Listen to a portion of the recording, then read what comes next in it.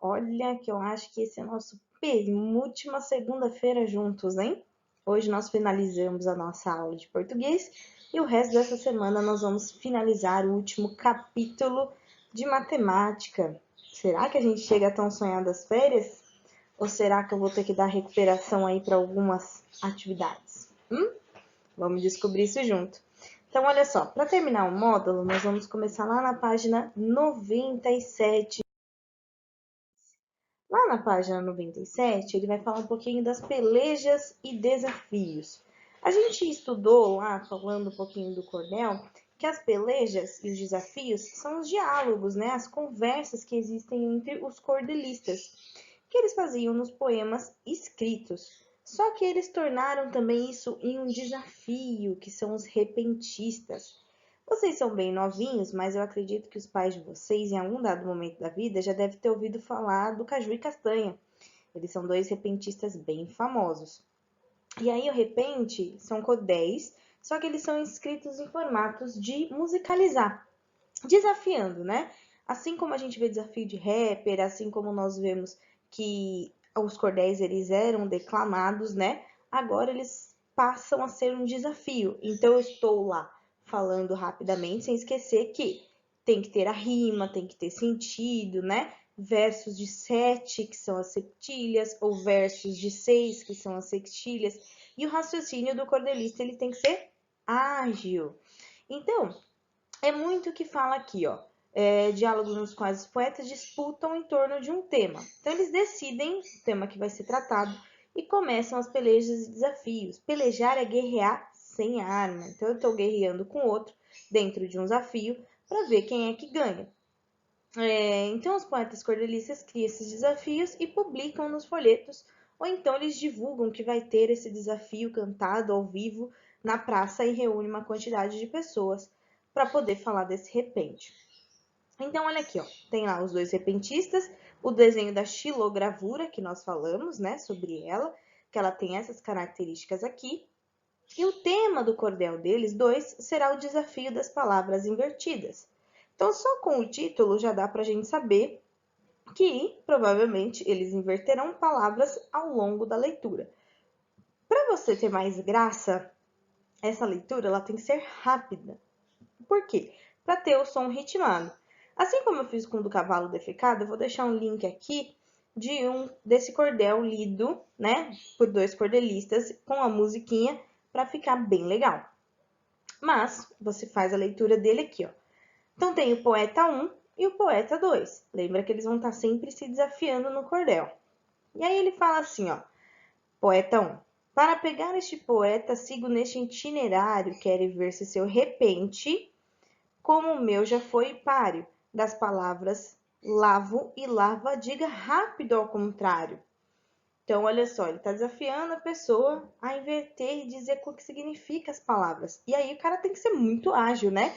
Para poder fazer igual dos pequenos gênios do Luciano Huck, onde as crianças sabem soletrar as palavras ao contrário. Sei brincar com o ocultário, quer me ver o genial. A palavra lavo, inverto e transforma-se em aval. A palavra lava, inversa, não há dúvida, é aval. Seu repente foi legal, mas eu quero te pegar. O contrário de acenos, quero ver você rimar. Da maré inverta as letras, só não pode se afogar. Olha as rimas aparecendo, lembra? Você tenta me pegar, mas meu verso nunca breca, que ao contrário de acenos, minha rima de soneca. Da maré resulta em eram, minha fonte nunca seca. Se sua rima nunca seca, já inverta sem demora as palavras mela e ia, eu também e doce amor. Ou você responde certo, ou então desista agora. Da aroma do amora, do mela vai além. O contrário de ia é ai, que não perco pra ninguém. Mas agora eu pergunto pra testar, você também. Então até agora ele estava sendo desafiado, agora ele desafia, né? Acho bom mudar também que eu sou fera quando inverto, só pergunte tudo certo, eu respondo com acerto, que eu vou sorrindo e você num grande aperto. Então ele tá desafiando, falou, vou ganhar, hein? Eu te mando um desconcerto porque sou bom cantador, das palavras rodaluno, deu contrário sem temor. Não esqueça de rimar o contrário de ator. O de rodo é odor, o ator eu digo é rota, o do aluna é anula, sempre 10 a minha nota. Você tenta me pegar, mas eu finjo cambalhota. Hoje não teve derrota nem versos agredidos. Sua rima é poliglota e seus versos coloridos. É melhor parar agora se ficar. Mais meia hora nós caímos invertidos. Então, tá vendo? Eles desafiaram, desafiaram, desafiaram, só que os dois eram tão bons que eles optaram por um empate aqui no final.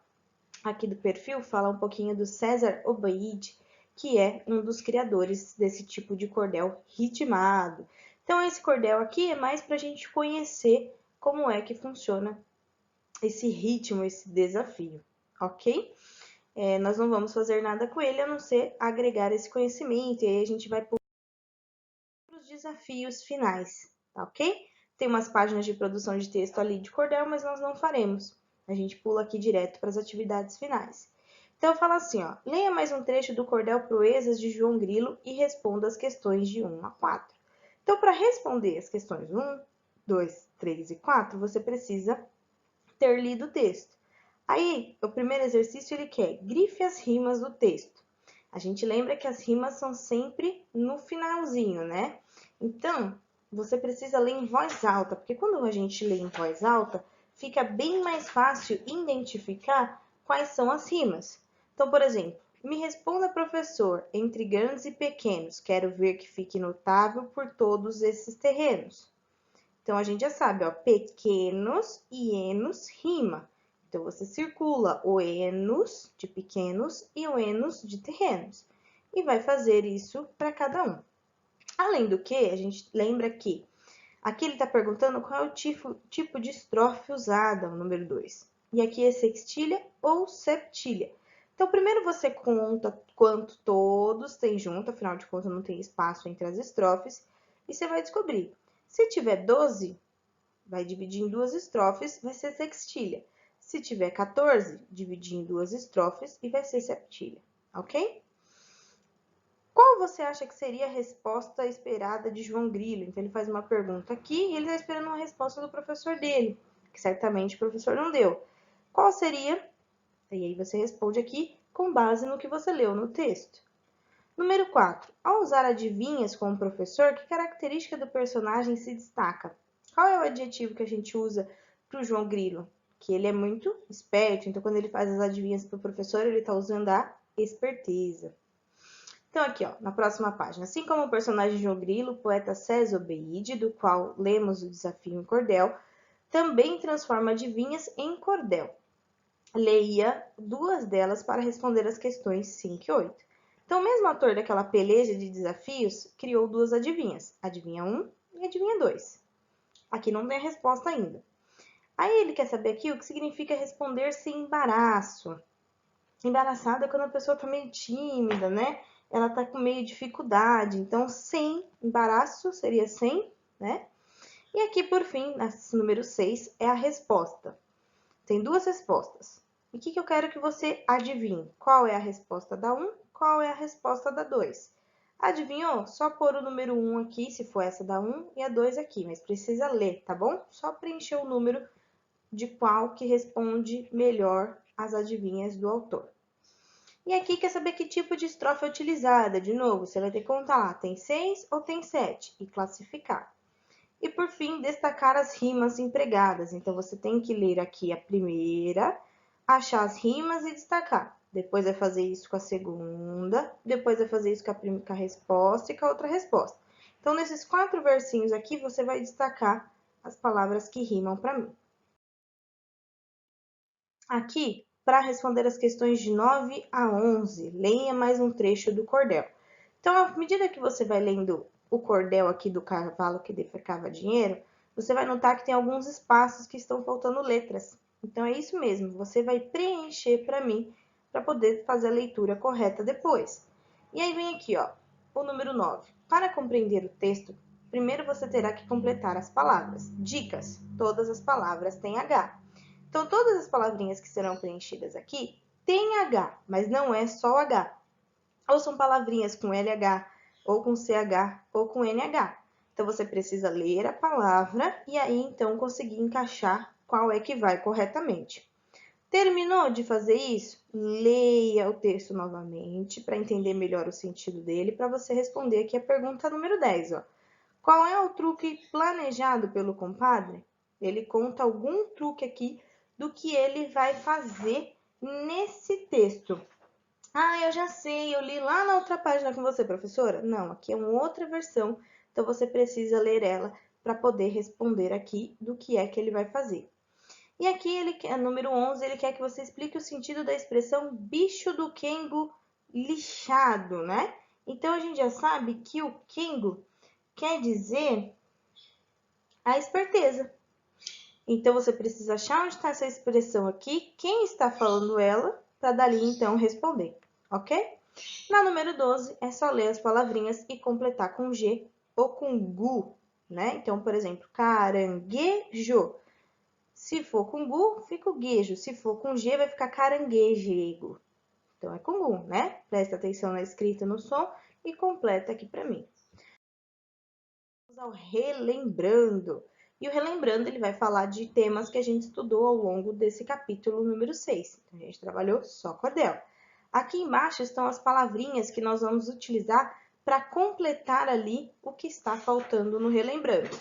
Então, por exemplo, a gente tem aqui uma pessoa, tem aqui dois dançanos e aqui um violeiro. Então, tem verso, estrofe, cultura popular, rima, cordelista ou declamação. Aqui quem seria? O cordelista, né? Ó, ele está falando o poema dele. Ele está dizendo. Aqui embaixo, com uma viola, a gente já sabe que ele está declamando, que é no sentido cantado, né? Então, a gente já risca aqui declamação e a gente já risca aqui cordelista. Os dançarinos é a cultura popular, ok? Aqui na próxima página e a última, cada corzinha que tem aqui quer saber uma coisa de você. Então, em se tratando de um poema, quando tem o vermelho aqui, ele está fechando, ó lá, começando a primeira fase, fechando aqui embaixo. Quer dizer que essa é uma estrofe, é um verso ou é uma rima? Então, professora, é uma estrofe. Então, aqui você vai escrever estrofe. Riscamos mais uma palavrinha que nós usamos aqui. A linha roxa aqui, ele quer saber da linha do poema. Como é que nós costumamos chamar a linha do poema? E, por fim, as palavrinhas que rimam. Ó. Falar, enganar. Então, é uma rima. Ok? Aí você só dá o checkzinho aqui com nós aprendemos. E aí, temos finalmente o nosso módulo de português. E assim, essa semana também a professora fecha as notas de vocês. Então, lembra, hoje, até as 4 horas da tarde, tem a entrega de todas as atividades de matéria que eu deixei, com exceção da de história. Se você não me entregar, não vai faltar uma pontuação na sua média aí, tá bom? Fique esperto, essa semana a gente finaliza a matemática e hello, férias. Então, se cuidem, fiquem em casa quem puder. Um beijo e até a próxima!